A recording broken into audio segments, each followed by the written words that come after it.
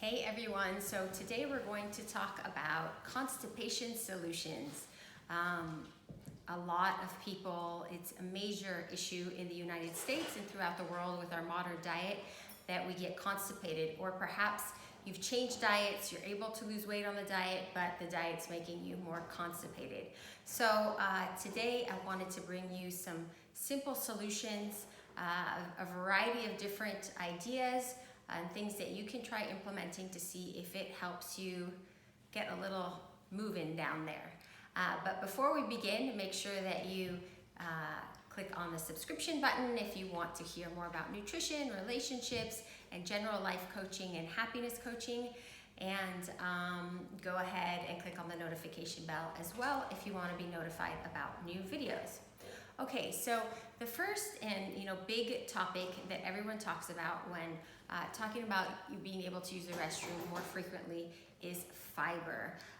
Fiber is present in a lot of plant foods primarily, everything from whole grains, not refined grains, fruit, vegetables, and the such. And so one of the first common things that you're going to hear if you have a constipation issue is to eat more fiber. But I do want to bring up that anybody that has studied nutrition profoundly, or who's looked at the scientific evidence, or who's worked with clients, knows that actually there is a little bit of a conundrum around fiber and constipation. Whereas for some people, fiber can really help constipation because it bulks up the stool or sometimes softens it, and that bulking action creates a feeling within the belly that makes you want to go and presses where it needs to press so that you're able to go. For other people, fiber can actually be constipating because that bulk becomes harder to push through. Think about it. You have a small hole and you're trying to push excrement through it. Kind of like if you have a small tunnel and you're trying to get a bunch of cars through it, sometimes putting too many cars there can actually make it harder to get through. And so that's the same analogy. And so it's really getting to know your own body and finding out for your particular body what works. Maybe more fiber is the solution, but maybe for you, reducing fiber might actually help. So this is a big point that I want to point out that's not always discussed or not always known to people who haven't really looked and delved into the scientific literature around nutrition. But being aware of these two radically different options will help you know what course of action you may or may not need to take. Also, depending on what kind of diet you do, if you are not on just a general diet or you're on a more restrictive diet, are you using a diet that's high in fiber or low in fiber? And is it either the too much fiber or the too little fiber that could be contributing to your constipation? Okay, so the very first thing I want to bring up, now that we got that out of the way, is chia seeds. So chia seeds are made of soluble fiber, and their gel-like consistency can help bring moisture to the stool. And they can just help soften and create a gentle feeling of fullness in your bowels so that you're able to go. Often people who are on lower carbohydrate diets will add chia seeds into the mix, but also even if you're getting plenty of fiber, adding chia seeds could be something that could help you. Now again, based on what I said earlier, chia seeds sometimes also help people with diarrhea issues by slowing down, and they also sometimes can constipate some people. So that's why it's really important to really pay attention to how your personal body reacts. But in general, chia seeds are known and touted to be very helpful for this. How can you eat them? You can make a chia seed pudding, you can add it to cereals, you can add it to smoothies, you could add it to baked goods. Those are all some ways that you could get more chia in your diet. There's both black and white chia seeds, so depending on if you have a color preference, you do have those two options as well. Okay, in a similar vein, there are flax seeds. So flax seeds help digestion, they help bowel movements, and they help intestinal transit. Sometimes there's different feedback.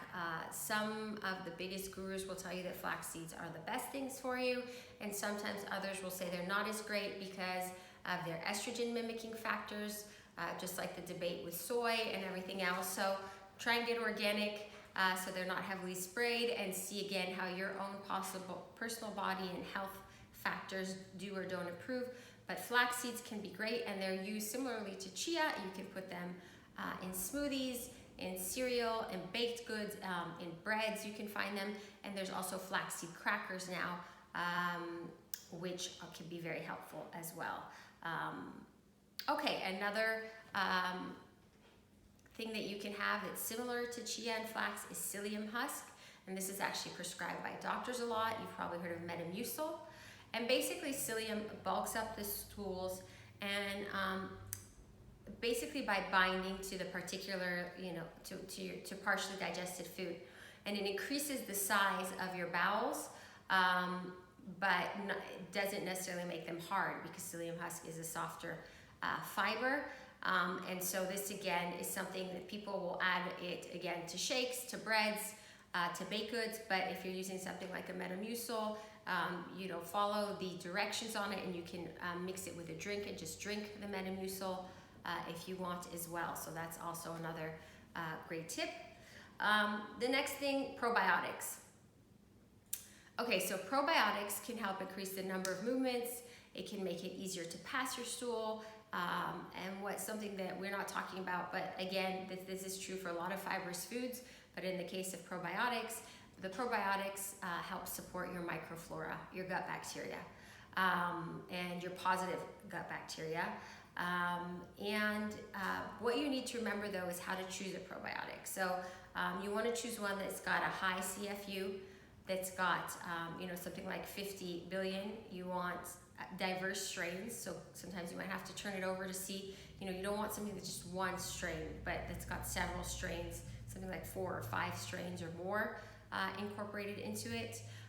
You want to choose the one that's got a delayed release capsule if possible, and you want to check the expiration date on your probiotics. Those are all ways to choose between the different probiotics. Sometimes you'll see them that they're fresh, they have them refrigerated, and sometimes you'll see them non-fresh on the aisles.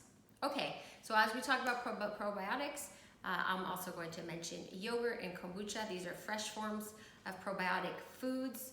Sauerkraut, all of these probiotic-rich foods are really great and can sometimes cause, can help within a couple of hours. Just watch the sugar. Things like yogurt or kombucha sometimes have a lot of sugar. And although they're always going to put sugar to feed the bacteria, if you're having a product that's after the sugar has been fed, it's better than if they're re-adding back fruit or juices or sweeteners after the probiotics have already done their job in there. Okay, the next thing that you can take is magnesium. Magnesium draws water to the intestines and it softens the stool. The particular type of magnesium that's known for helping with bowel movements is magnesium citrate, or milk of magnesium is actually a stool softening or laxative product that you can find on the shelves in both a liquid and a pill form. Personally, I prefer the pill form, but you can also use the liquid form. And this will also increase stool size. As with any kind of pill, you don't want to become dependent on this. If you can use it to get through a hump and then hopefully, rebalance yourself. Also because magnesium is great for a lot of things. It relaxes the muscles, it relaxes you, but if you take too much magnesium over time, you can start to become dehydrated, so make sure to take it with a big glass of water. The next thing is just drinking water in general. Water rehydrates you, and one of the problems of constipation is a dehydration of your colon. Your body's pulling water and liquids from the colon area, and that is, if you don't have enough water in your system, your body's going to pull from wherever it can. So drinking a lot of water, the 8 glasses of water, at least 6, is going to help. Mineral waters particularly can be helpful because they do have magnesium and sodium in them, if they are magnesium and sodium rich mineral waters, so those are really helpful. Believe it or not, salt can be helpful. Sometimes drinking warm water with salt, also warm water with lemon can be helpful as well. Another thing to do is to take a nice warm oil or a cream and to just give yourself a nice stomach massage. There are different techniques you can find on the internet if you want something specific, but just giving yourself a nice massage in that area can really help soften and loosen the area. And finally, taking a warm bath. If you want to add a magnesium component, taking a nice warm bath with Epsom salts can really be helpful for this as well. Now, of course, I'm not a doctor. I am trained as a clinical nutritionist and a holistic health practitioner. But if you do find that you are having severe constipation, please do talk to a medical professional. And just to let you know, constipation is not necessarily the lack of going frequently. A frequency, normal frequency can be as often as 2 to 3 times a day, and as little as once every 3 days can be considered normal when it comes to bowel movements. But constipation is if you feel full and you can feel that you have something in there and it's not coming out, or if your stool is very hard, if you have difficulty passing it, or if you're bleeding. Those are all signs of true constipation, just so you know a little bit the difference. So now that we're reaching the end of the video, I want to ask you if you have any tips for things that have helped you with constipation. If you could please share them with us in the commentary section, then we can all learn from each other. I hope this has been helpful, and don't forget to subscribe. Wishing you a beautiful day and hopefully with wonderful transit. Okay, talk to you soon.